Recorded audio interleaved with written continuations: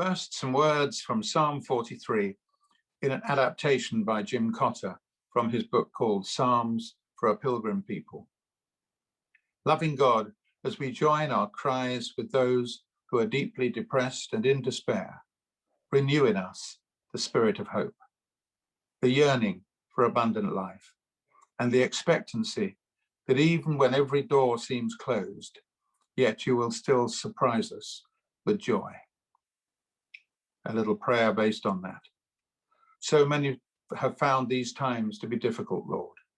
So we would be grateful if you would surprise us with joy, and if you would renew in us the spirit of hope. Some thoughts for Maundy Thursday. There is an upper room in Jerusalem, which was not there in the time of Jesus, but nevertheless, pilgrim groups go there to remember what happened in the upper room with Jesus and the disciples. However, though it's a beautiful room, it's probably more rewarding and more mysterious to go to another upper room, which is in the Syrian Orthodox convent of St Mark in the Armenian quarter. We had a guide called Rimon who was very keen for us to visit there. It's a little hidden away, but it was an extremely worthwhile experience. An Iraqi nun spoke to us and explained to us that this was the first Christian church and it could be dated to 37 AD. She then explained it was the house of Mary, the mother of Mark, and it was the place of the Last Supper. The Syrian Orthodox Church is ancient and fascinating, and the sister chatted for a while about the church, then lit some candles, and then she said some words that really have stuck in my mind. She said, "Let's go downstairs to the upper room."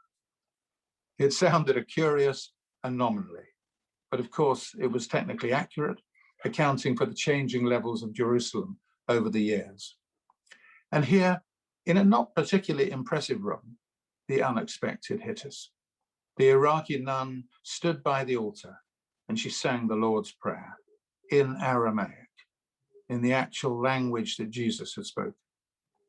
The church in Iraq uses Aramaic in its liturgy. They're still using the language of Jesus. One of the many tragedies of the Iraq War was how many Christians were driven out of the country. This ancient church with a remarkable witness has been finding it so hard, which is why it was so significant that Pope Francis went there recently to try and encourage them. As the nun was singing in Aramaic, Rimon began to sing along gently with her, and the years seemed to roll away. They seemed to touch Jesus, and it made me think of all that has happened in this area of Jerusalem. Somewhere near this spot, it all happened. It doesn't matter so much which is the exact place, but we were close, and somewhere near this place, the roots of our faith were born. Something happened.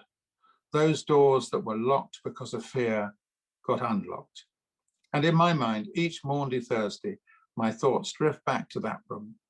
We went downstairs to the upper room, and we were inspired and surprised with joy in the upper room.